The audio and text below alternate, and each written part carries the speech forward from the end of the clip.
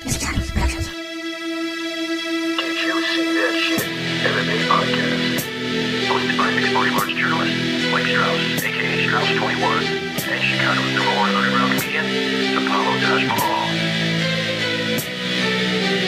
Thank you for listening. I'm Mike Strauss, aka Strauss21, and this is Apollo Taj Mahal. We are the guys from the Did You See That Shit Mixed Martial Arts podcast. We know you're going to like the interview, so be sure to like, follow, and subscribe on all the social media platforms, as well as the Missing Time Productions YouTube channel. And don't forget to go to didyousseethatshit.com for a complete rundown of all of our content. Right, Apollo? Yeah. I want to welcome back to the show Mr. Andre the Bull Harrison. I'm very happy that people are starting to recognize you, man. You just made an appearance on the MMA Hour. How was that? That was awesome, man. I like when I got to do like a social media thing, and not social media event, and it's not like straight. It doesn't feel like question answer. Like it just feels like a regular conversation, and that's how I felt on there. It was good. I enjoyed it. Yeah, I thought you came off really good, man. And if people don't know who you are, first off, let me back up, because if they're a fan of the sport and they don't know who you are, shame on them, because how could they not, right?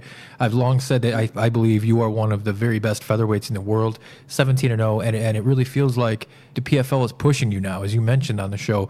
It's good to see, man, and I think it's going to reflect in your performance. How have things been for you? It's been surreal, man. Trying to take everything one step at a time, but it's like it's literally like being in the process of like transforming into being like well known, and like you said, getting all the credit and everything I deserve and everything I've been working for. Yeah, and it's nothing's owed to anybody, I suppose, but it feels good to finally to see you finally getting what you've worked so hard for. I mean, you're 17-0. There's not a guy in the world that's been able to figure you out yet. So I just think there's something to that. You've been fighting very high level guys. It's not like they've been handing you cans. You've been beating the best of the best. I mean, Lance Palmer, the guys you've beaten are the very best in the world. So I'm stoked, man. June 7th is going to be a big day for you. Thank you. Your opponent, I know that he's Chinese, and I know that he's a pretty talented striker, but other than that, do you know much about him?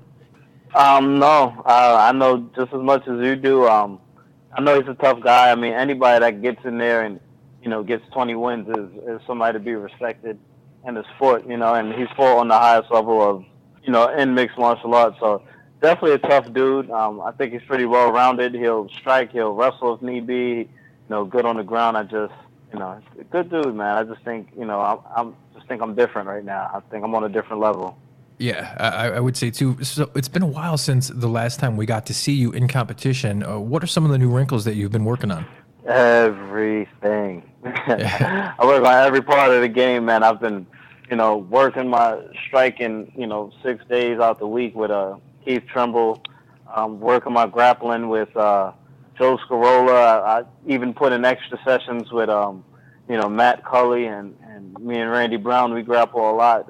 The Gillespie we grapple, and working on my strength with Dr. Michael Camp.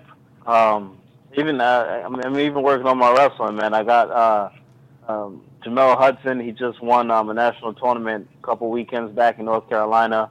But that's my wrestling partner, man. We get in here, we mix it up a couple times out the week. So I've been working everything. Let me ask you, man, did you put on a substantial amount of muscle mass from the last time that you performed? I don't know how much more I could put on. Well, the reason why I say that is because when you were on the MMA Hour, you looked noticeably more full. And I know you're not cutting weight right now. Maybe that's it. But you just look like you put on some real lean muscle, man. And you were already cut. So I don't know how you do it. I appreciate that, man. Noticing the hard work. That's all Dr. Camp right there. I legitimately get in there and just do whatever he has drawn up for me. And, when I was on the MMA Hour, I weighed, 158, 157. So I'm not heavy or anything by any means right now. Right. You know what I mean? So that's just good old-fashioned hard work, man. I had 10 months off, and, I could have probably been vacationing, and I could have probably been, at all different kinds of parties and all that. I chose to use that 10 months to train and, develop skills and become a better mixed martial artist. Yeah, man, I can't wait. I think that's what really separates guys like you, champions from the other guys. It's you literally eat, sleep, and breathe this. What's your relationship with Ray Sefo? Do you guys talk a lot, or obviously he's got your back, but how is it working for Ray? Ray's a good guy, man. I liked Ray from day one. I used to watch Ray when he used to kickbox. I used to watch him a lot there. I thought he was, a tough fighter, and now that he's promoting, I feel like, he's doing it from a fighter's friendly standpoint, because he understands what we go through and what we have to do and sacrifice to be in a position that we're in. You know what I mean? But, yeah, I like Ray a lot, man. Anytime I talk to Ray, it's always good stuff. It's never anything bad or, he's the man. Have you allowed yourself to think about all the money at the end of this fight rainbow, so to speak? I mean, $1 million, that's life-changing money, man. Yeah, man, that definitely puts me in a different tax bracket. Yeah. It is, man, but you know how it goes, man. It's tournament structured. You can't look too far ahead. You got to focus at the task at hand, otherwise you ain't even going to get there. So for me right now, I'm not even thinking $1 million. I'm not looking at that right now. I'm just seeing Madison Square Garden June 7th and Juma. I'm just looking at him, and again, I told you he's somebody that deserves to be respected. And as are all the other featherweights in the tournament. I don't think there's any easy fights in the tournament, and so I plan to do everything in my power, man, and make sure that I'm ready and I'm able to perform to the best of my ability. For sure, yeah. As you mentioned, the guys, not even in just your class and your division, but the whole PFL roster. There's some really good guys on there. I can't wait. I really am a big fan of Ray Sefo, and I love what you guys are doing there at the PFL. I'll be honest with you though, man. I'm in Chicago here, and their second event is going to be a couple weeks after the first event there. I was hoping you were going to be in that Chicago card, but ultimately that's just I was being selfish because you get to fight in your own backyard of New York. What is that going to be like for you?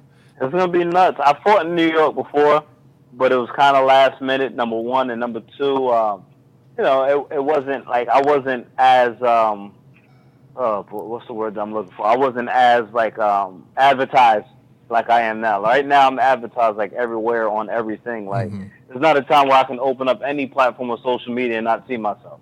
You know what I mean? And they're really, really promoting me, and I appreciate it, man. And I plan on making good on their investment. You know what I mean? Because I want people to want to tune in and watch me. You know what I mean? So it's gonna be a good night, man.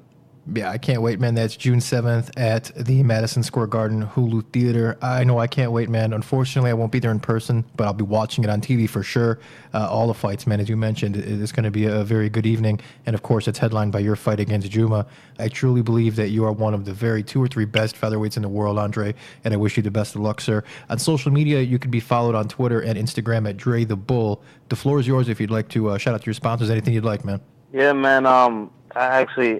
My girlfriend actually, because when you get asked this question, it's like you get caught off guard. So she wrote down like a little list for me to there you go. Remember the sponsor spot. There we go. I found it. I thought I wasn't gonna be able to find it, but I like shout out all my trainers, Belmore Kickboxing, Keith Trimble, Sparrow Blantis, Gracie Barr, Joe Scarola, Best Stage Physical Therapy, Mike Camp, John Amato, my manager. Battle Squad Management, Matt Cully, and definitely shout out PFL and Ray Sefo and everybody. Carlos looking out for me. Sponsors: Everlast, Net Worth Realty, Mark Bloom, Fit Body Boot Camp, Energy Fuel, Meal Posters, Russ Beard Grooming, and everybody on there. For sure. Well, Andre, I know that you're super busy lately, man, so I appreciate your time from the bottom of my heart. Everybody else, that's PFL 1. It takes place June 7th, and Andre is going to look to keep doing this thing one step closer to the $1 million, right? Yes, sir. Yes, sir. Thanks, man. I look forward to talking with you after your fight again. All right, cool, man. I'm going to try and make it to Chicago, so you might even catch me over there. Well, I look forward to it. We'll see. Fingers crossed. All righty.